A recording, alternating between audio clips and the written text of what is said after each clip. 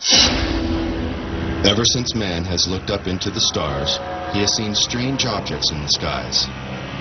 But the search for proof of extraterrestrial intelligence has produced disappointing results.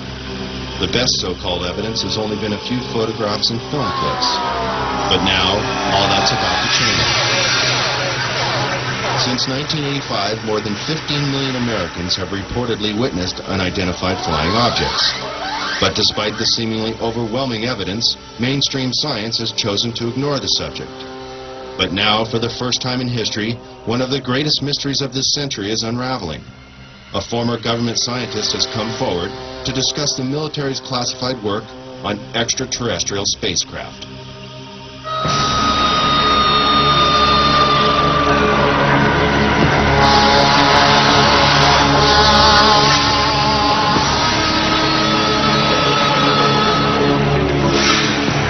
Human advances in technology have exploded in a million directions and show no signs of slowing down.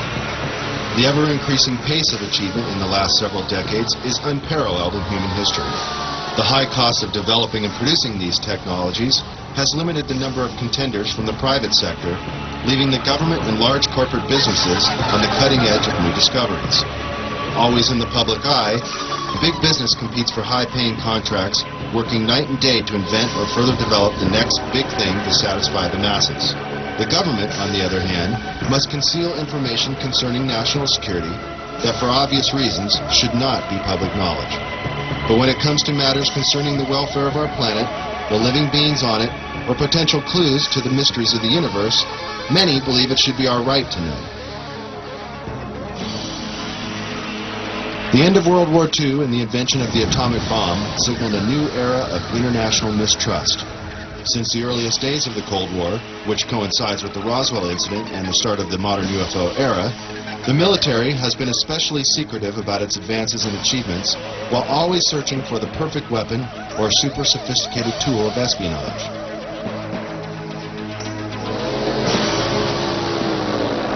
High-tech surveillance equipment around the world, and even in space, has allowed global intelligence to see and be aware of many things that the common civilian cannot even begin to imagine. The military recruits many talented civilians when special expertise is required. And propulsion systems expert Bob Lazar claims he was one of them. In this exclusive interview, he gives his detailed account of his employment with the Department of Naval Intelligence at the top-secret facility known as S4, where, according to Bob, he was hired to work on recovered alien spacecraft. S4 is located 125 miles north of Las Vegas and 15 miles south of Groom Lake. This now not-so-secret military base at Groom Lake, Nevada, is known as Area 51, or Dreamland, as insiders like to call it. Born in 1959 in Coral Gables, Florida, Bob has lived much of his life in Las Vegas, Nevada. With degrees in physics and electronics from MIT and Caltech, he has dabbled in everything from chemistry to fireworks in an effort to understand the finer points of propulsion. He has even assembled a jet car with a 22,000 horsepower engine salvaged from a Navy F-3D Skynight that is capable of land speeds of over 350 miles per hour. Fate took a serious turn for Bob in 1982. Arriving early for a lecture at Los Alamos National Laboratory in New Mexico given by Dr. Edward Teller, one of the inventors of the atomic bomb, Bob was able to meet and talk to the famous physicist. Coincidentally, Dr. Teller was reading the local paper, The Monitor, with a featured front-page article on Bob, and the two struck up a conversation. Later, Bob sent Dr. Teller his resume for consideration, and soon after, Bob was hired by the Los Alamos National Laboratory. This Los Alamos-based directory lists Bob as an employee. By 1989, Bob was brought into the top-secret program at S4, known as Project Galileo. In the following interview, Bob reveals many details of this amazing experience.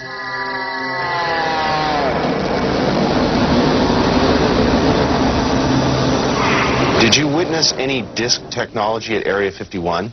No, there was absolutely no ET craft, ET technology, anything like that at Area 51. This is why S4 was made specifically to separate it there. The people at Area 51 do not have the clearance. How long were you employed at S4, and when were you hired? When was I hired at S4? I guess early '89, and I was probably there only about 6 months or so, on a very infrequent basis. How were you transported to and from work? At the time that I was working there at McCarran International Airport in Las Vegas, there was a Special Projects EG&G building.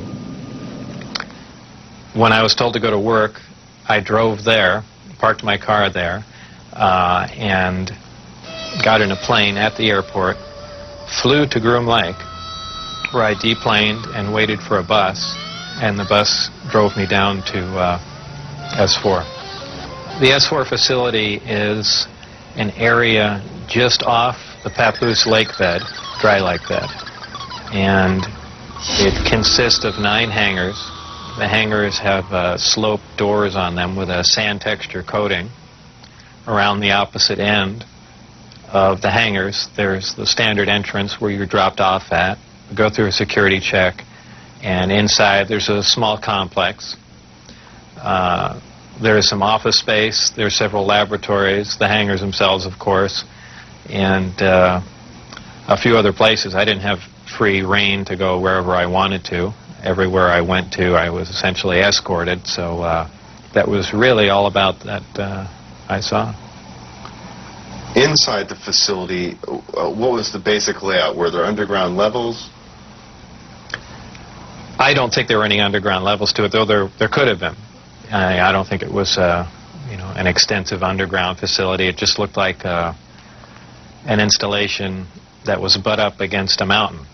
And I didn't see any evidence of any stairs going down, elevators, or but like I said, I don't know. There could have been, and I just might not have been permitted in those areas. It's difficult to really surmise how long it had been operational. Everything did look fairly new. By that I mean I don't think this installation was there in the early 70s. Nothing was worn. Things looked fairly freshly painted.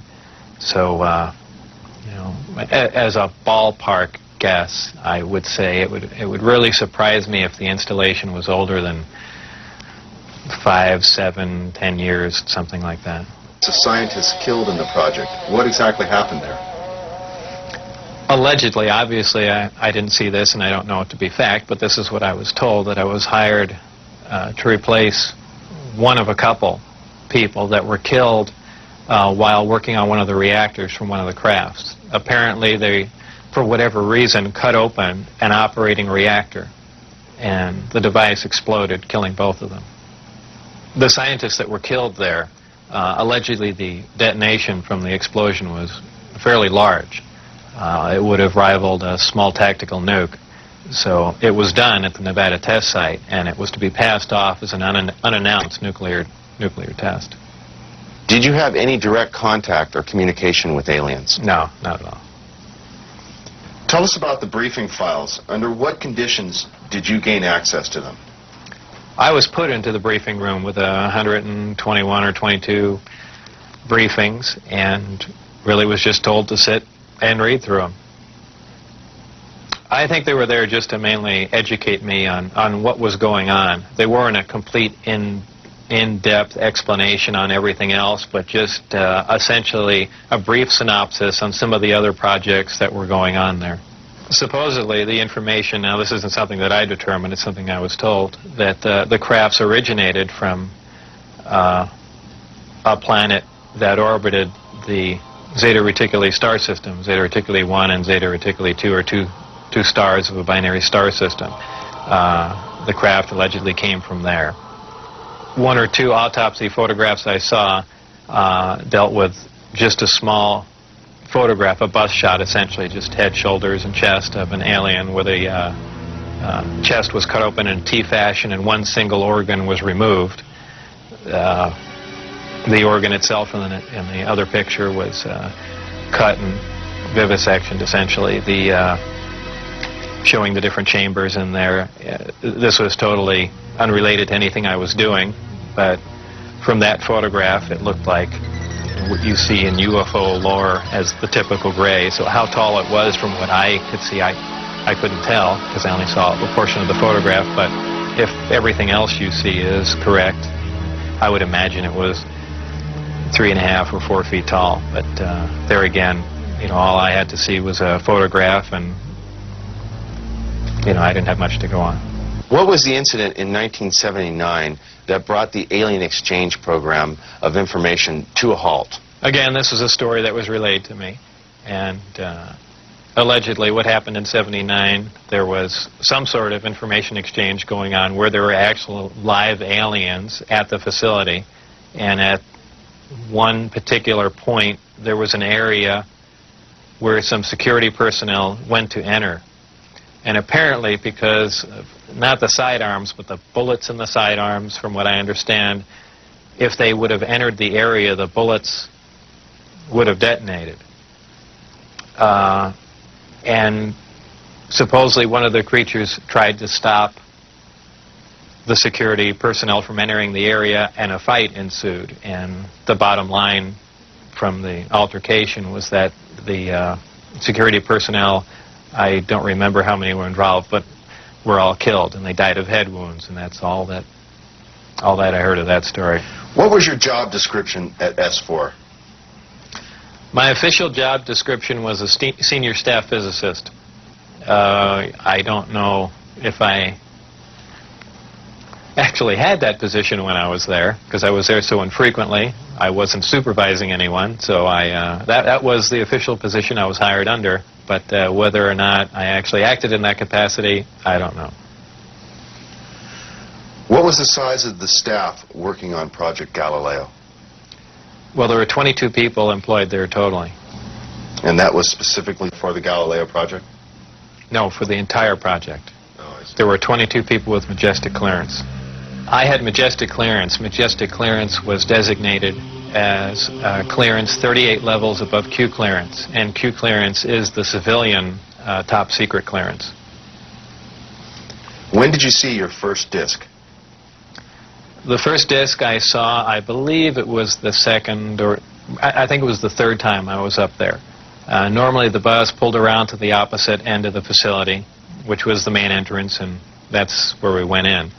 On this particular occasion, it pulled up to one of the hangar doors, which were normally closed, and the last one was open. We came out, and I saw the disc in the hangar.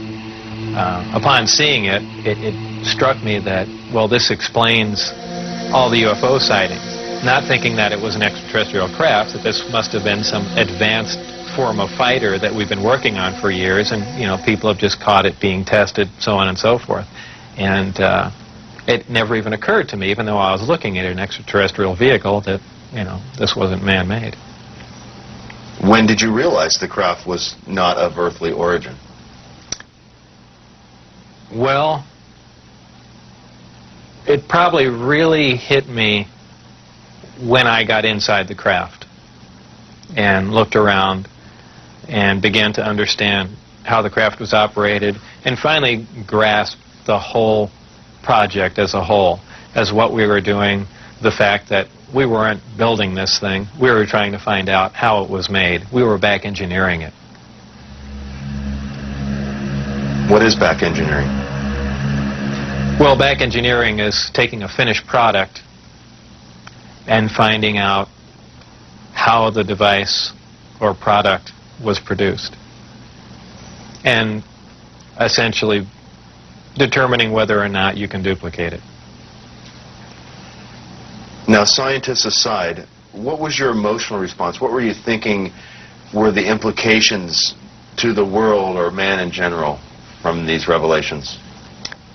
I really didn't think about implications of that sort. As far as emotionally, people have asserted that, boy, that must have been the most exciting time in your life, and that's not the way it was. When I first got to look inside the craft, all I can say, it's an ominous feeling. You walk in there, and it feels as if you shouldn't be there. I know that sounds kind of corny, but it's a real ominous feeling. It's not an exciting feeling. It brings up a whole lot of questions in your mind. Well, where did this come from? And you know that they won't give you the answers to the whole story, but it's That's the only way I can describe it.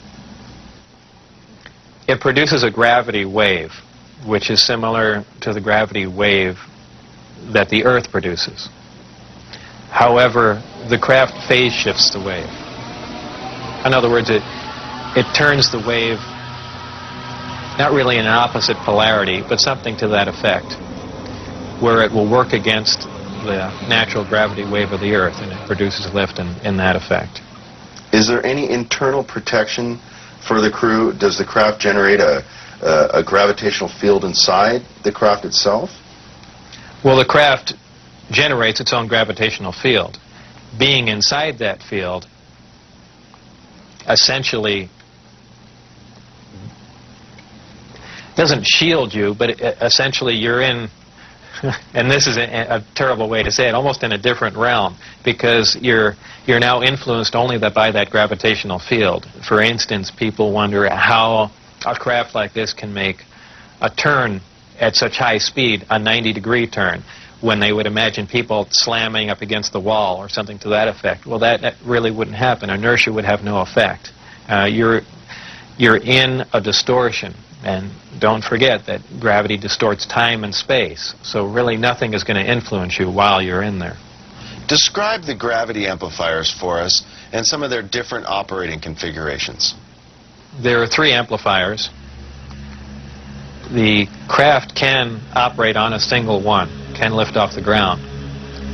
The way in which it's propelled are 2 different ways. There's what they call Omicron configuration, where the craft is using one generator, or Delta configuration, where it's utilizing all 3. Delta configuration would be for space travel. Essentially, the craft will tilt up on its side, as opposed to a science fiction movie where you see a flying saucer moving around. The craft will tilt up on its side, focus the 3 gravity generators to a single point, and move through space that way. Moving around a source of gravity is a problem to a disk because it's interference, essentially. So what they do is they work with that interference to their benefit. They'll use one gravity generator to lift the craft off the ground. And as opposed to what we're used to, for instance, a plane, once it's in the air, we envision thrust or some force coming out the back of it to push it forward. The crafts work completely opposite of that. What they do is once they're hovering in the air, they'll swing the 2 remaining gravity generators up in front of them and create a distortion, essentially a downhill, and the craft rolls downhill for infinity. It's always chasing a little distortion. That's why they look goofy when they fly around at low speed, because they're essentially, and any time you run over, the gravity field around the Earth is not completely constant and stable, depending on the minerals and density of the Earth underneath it. The gravity will vary somewhat, and you will get odd movements of the craft. So its low-speed mode is kind of unstable for the most part. I only witnessed one test flight up close, officially. That I was just inside the hangar. The test was going off probably, just as the sun was going down, and it was a low-performance test. I believe there were some pilots or test pilots in the craft. The craft must have been retrofitted to fit them, because the seating arrangements were really not accommodating.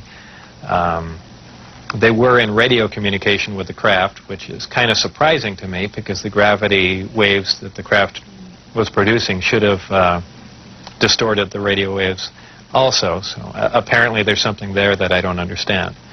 The craft lifted off the ground, virtually noiseless, other than a small corona discharge on the bottom of the craft, indicating the presence of high voltage. That dissipated at about 30 feet, and it stood there completely silently, and moved over to the left, to the right, and sat back down. That was the entire test. However, that was an extremely impressive test. Maybe to someone that really knows little about science or anything, that wouldn't be a whole lot, but you have to realize this craft was about 52 feet in diameter. I don't know exactly how much it weighed, but it weighed a lot.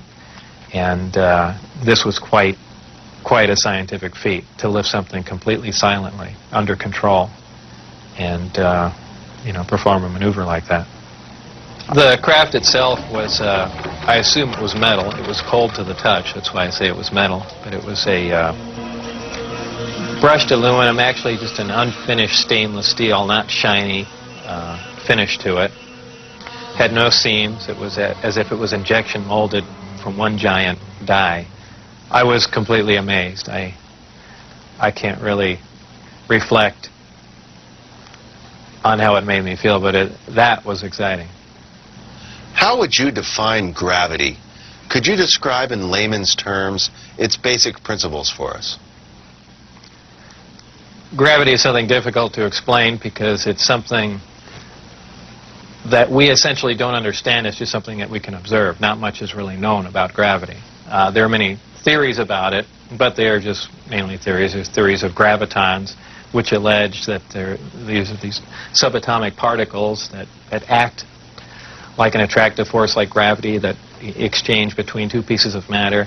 There's also a theory that gravity is a form of wave, an electromagnetic wave. But basically, gravity is a force.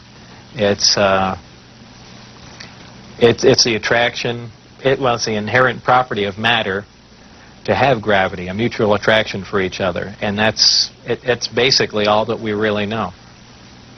Modern science, current science, right now, identifies one gravity. It's one force in nature. Apparently, through research at S4 or information gained from one of the crafts they were researching there, it appears that there are two different forms of gravity. One form works on an atomic scale, on subatomic particles, holding pieces of matter, holding atoms themselves together. Another works on a larger scale, the scale we're most familiar with, holding planets in orbit, holding ourselves to the ground, things of that sort. Because it produces a gravitational field, I wouldn't say the craft is invisible during the day. However, if you're under the craft, because of the way the gravity is being used, gravity bends time and space, and it bends light.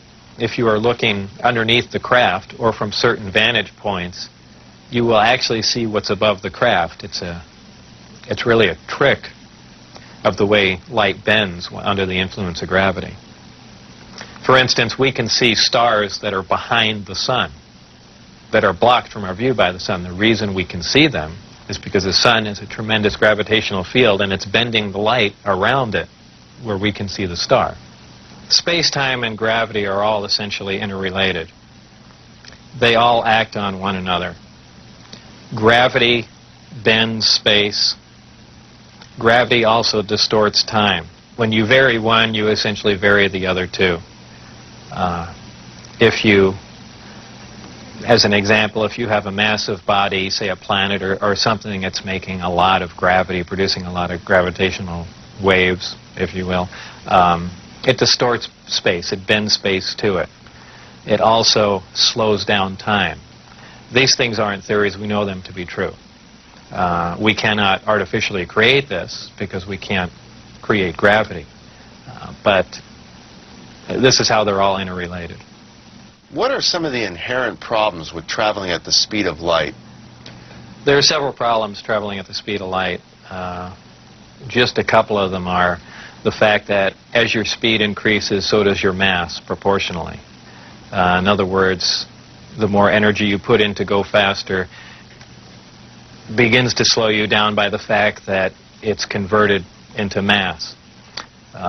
You have other problems like just traveling at such an extreme velocity, navigational problems, the fact that you might run into little tiny micrometeorites at speeds like this. They would undoubtedly destroy your craft. There's just a whole host of problems that you're going to run into just attempting to do something like that. Aside from the fact the amount of energy required to accelerate to the speed of light is horrendous. Could you briefly describe Project Looking Glass and Project Sidekick for us? Project Sidekick was another project going on with Galileo. Galileo was the project that I was involved in. Sidekick dealt with any of the weapon potential of the craft, whether or not the craft had a weapon in it or could it be used as a weapon, but it had something to do with some sort of particle beam configuration where the gravity generator can be used as a lens to focus a weapon of some sort, similar to the SDI device we were working on in the 80s, but with the potential of a focusing device using the gravity generator. And Project Looking Glass? Project Looking Glass dealt with the distortion, the fact that there's a time distortion, essentially looking back in time, and by that I do not mean looking back years ago to see the wagon train days. They're looking for distortions that are milliseconds in time, and what that was used for, I don't know, but that was just observing the time, the time distortion, time dilation phenomena of the craft in operation. What is element 115? Is it found here on Earth, or is it strictly an extraterrestrial material? 115 is strictly an extraterrestrial material. It probably occurs naturally in some other places, maybe other star systems. Some people not familiar with science or chemistry say, well, that's ridiculous, all the elements occur on Earth, but that's not true. There are elements on the periodic chart that aren't found on Earth. I believe the Heavy Ion Research Lab in Darmstadt, Germany, has reached element 112 recently. So 115 isn't that far away. And when they synthesize it, it's not like they're making a couple ounces of it. They're talking about 1 or 2 atoms of it. To make any usable quantity of a heavy element like that is virtually impossible. Element 115 is in the top of the reactor. And the base of the reactor apparently is a small, something similar to a cyclotron. It's a particle accelerator. A particle is accelerated to high speed and then deflected up a small tube, and it's aimed at the 115. This transmutes the 115, similar to the way we do that in a normal particle accelerator. This causes a reaction, a radiation emission that we really haven't seen before. It produces antimatter. This antimatter is guided down a tuned tube and reacts with a gas. When matter and antimatter react, they convert to 100% energy. This energy is converted, heat energy, is converted to electrical power in the reactor itself. This is done through a thermoelectric converter. And this electrical power is used to power other subsystems on the craft, though there is no wiring, as we would know it. Also, that's almost a byproduct of the reactor. The reactor also sets up a gravitational wave from the 115 being bombarded. This gravitational wave was present at the top of the reactor and is essentially guided in the same way microwaves are guided through tuned tubes. And this goes to their amplifying cavities and through the projectors that are in the bottom of the craft. With the gravity generators running, is there thermal radiation danger to the crew? There is no thermal radiation while the reactor is running. The thermionic generator is 100% efficient, which is in violation of the first law of thermodynamics. But in fact, it works. Element 115 is stable. And for those familiar with chemistry, we know that elements with higher atomic numbers have shorter and shorter half-lives. However, when you reach a certain point, they call it the island of stability. There is a place, and we've theorized this for a long time, somewhere around 114 to 116, there should be an area in there where the nucleus of the atom is geometrically stable with protons and neutrons, where it no longer decays. It's not radioactive. 115 is, in fact, this element. In fact, it does occur again somewhere around element 247. Of course, we're nowhere near synthesizing that. We can only, predict things like that. But that's where 115 is. Did the aliens, give us element 115 in large quantities? Whether or not it was given to us, I can't answer that question. However, I was told that we have 500 pounds by one of my co-workers. How it was obtained and where exactly it came from, I don't know. Whether it came in one of the crafts or it was separate cargo somewhere, anyone can speculate. But I was told that was the figure. You were able to get away with a sample of element 115. How much did you get away with? No comment. Nighttime test flights, unofficially, while off the base. What did you see? The test flights I saw off the base, actually the best test flight was witnessed by my friends who I had brought out there. At the exact moment the craft was hopping around and doing some really impressive maneuvers, I had turned around and I think was looking for the video camera or something to that effect. But I missed some of the most impressive maneuvers. But the craft was similar to what was done before that I had seen close up, other than the fact that it went above the mountain range, moved a much greater distance at a much higher rate of speed. How were you able to find out about the test flight schedules? The test flight schedules were told to me specifically because I was probably going to have to be present during those times. And at that time, the test flights were taking place on Wednesday nights. And from what they said, that was because that was statistically the least amount of traffic in the area. And that's all that they were concerned about. Does the propulsion system release any sort of discharge or exhaust? There was a high voltage discharge on the bottom of the craft, but as far as there being an exhaust, there was none. Why did they appear as glowing balls of light in the night sky? Well, that's kind of the same reason why a neon light or a fluorescent light lights up. What you're dealing with is a high energy source in essentially a gas atmosphere, oxygen, nitrogen. And when you apply enough energy to a gas molecule, they emit photons, they emit light. And I don't think it's anything, it's really a byproduct of how the craft operates. When it's emitting that much energy, the gas surrounding the craft emits light, the same reason why lightning is visible. You have a huge electrical discharge, and the gas emits light in the form of lightning bolt. If you were going to see one of these crafts at night operating, it would appear really as a glowing ball or just a bright light in the sky from a distance. Even close up, you'd see a glowing halo around it. This is typically what you'd see in your normal UFO sighting, if you've heard them a lot. However, keep in mind that lights in the sky are caused by much more common things than flying saucers. Tell us a little more about the aurora you witnessed taking off out of Area 51. It was a large craft, and the one glimpse I got of it was from the rear, and it had two huge square exhausts with vanes in them. And it was just, it sounded more like a rocket than a jet. I don't know. I even think he did mention that it was liquid methane powered, but there again, you know, working on the disk technology, I really could care less what was rolling around at Area 51, but it did catch my eye. As a result of going public, have there been any attempts made on your life? One day when I was getting on Interstate 15, driving down Charleston Boulevard, a car came up alongside of me, and I thought he was just trying to race me to get on the freeway. This was after I had left the project. It was a white, boxy-looking car. Exactly what make and model, I don't know. But I accelerated to get on the freeway to go fast, and there was a gunshot, and the back of the car was hit, and I skidded off into the median.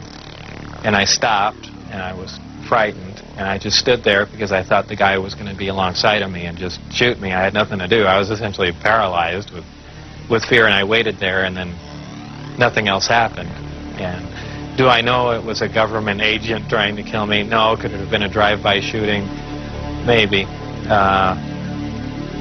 You know, so it was an attempt on my life, but by who specifically, I don't know.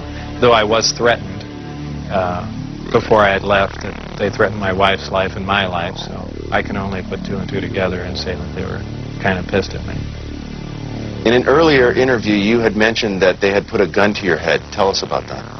That was after we were caught out when I had the test flight schedule, and I brought some friends out to show them the disc test. We got caught out there, and the following day I was debriefed down at Indian Springs Air Force Base. And I was in the room with the security guards that caught us, my supervisor and some other people, and some other security personnel. Yeah, they were essentially grilling me about security and, you know, how could I possibly bring people out there. And I guess I wasn't as responsive as they would like, and they got in my face, and one of them pulled a sidearm out, you know, just pushed it against me. Have you maintained any contacts with your colleagues out at S4? No, I never heard from anyone other than for a very brief time after I left. Dennis, who was my supervisor, did try and make contact with me at the meeting place was the Union Plaza Hotel, and I took a friend of mine, Gene Huff, down there, and another friend, a former colleague and scientist from Los Alamos, and we saw him, but I also did recognize some security personnel walking around there from S4, so whether or not it was a setup or what was going on or was trying to talk to me, we never found out, and we left. It just was a real strange situation. I never heard from him since. As we enter the 21st century, how has your experience changed your beliefs? Well, if you want to word the question, how are my opinions changed? I would say considerably. Before I was at S4, I was more or less one of the guys that thought, you know, all these government conspiracy and UFO buffs and things like that were complete lunatics. I even remember before I was involved there, a friend showed me a little newspaper clipping and said John Lear was giving a lecture who was touting that aliens from another world came to Earth and there's 70 different species. And I remember laughing on the phone that this guy had lost his mind. And I was also under the impression that, you know, boy, the government's all for the people, and they, you know, they're out here to protect us and all that. You know, after the experiences I had there, everything is completely turned around. You know, the government is doing everything but looking out for us. I mean, the only thing they're looking out is for themselves. You know, obviously the ET craft do exist. Something had to build them, so there must be aliens. And since there are, and the craft are there must be some sort of factory and an entire civilization somewhere. And if in fact that is true, and it apparently is, then there must be others. Actual crafts and technology from another world. And that's probably the most important event in history.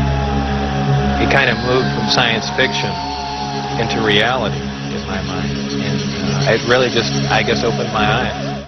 We can duplicate it. If we can understand what a device is or how something operates or what its physical makeup is, that's great. But if we can't duplicate it, it's useless to us. So there's really two phases to the project going on there. It's understanding what we're looking at, and then once we understand it, is can we duplicate it with earthly materials and earthly technology? And, you know, unless we've got a handle on both of them, all that technology is useless to us. And if it turns out we can't do that, all we have is one single prized possession that we have to take care of, and that's it. After all that's been said and done, would you do this over again? What would you do differently? I would probably have played along for a longer time. I would like to have known a little bit more about the technology, and probably kept quiet if I could have, and possibly never have said anything. I almost wish I had done that. You know, it's it's really only caused headaches and problems. But I believe if I was given the opportunity again to go back in time and redo it, I think I pretty much would have just shut up and gone along with the program. I would have much preferred that instead of the Navy or whoever it was that hand-picked a few renegade scientists here and there, that they turn it over to some more qualified people. Obviously, I was not the most qualified person on propulsion or field propulsion or anything of that sort. I was just some guy. I mean, I could have named 10 or 12 other guys that were more qualified than me. But,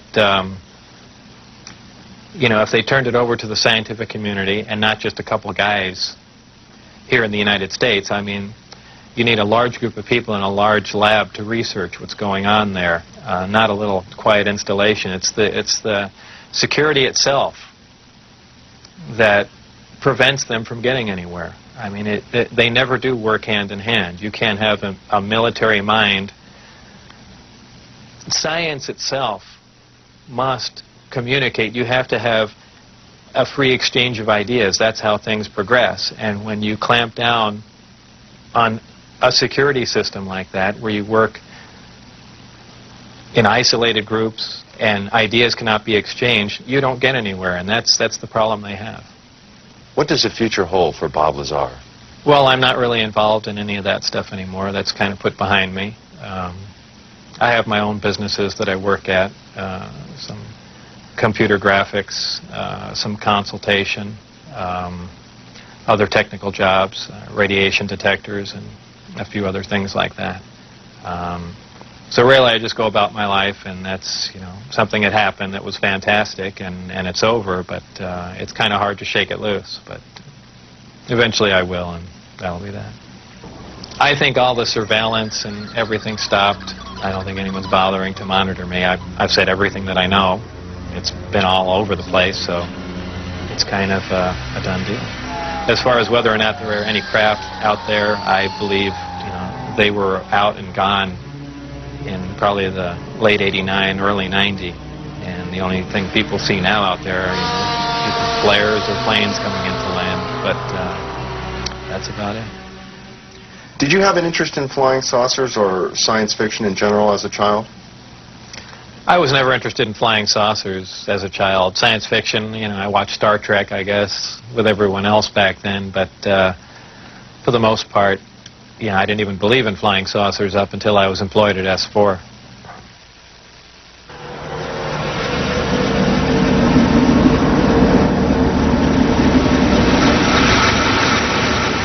I couldn't help at one point in my discussions privately with General Secretary Gorbachev, when you stop to think that we're all God's children, wherever we may live in the world, I couldn't help but say to him, just think how easy his task and mine might be in these meetings that we held if suddenly there was a threat to this world from some other species, from another planet, outside in the universe. We'd forget all the little local differences that we have between our countries, and we would find out once and for all that we really are all human beings here on this earth together. Well, I don't suppose we can wait for some alien race to come down and threaten us, but I think that between us we can bring about that realization. Thank you all. God bless you all.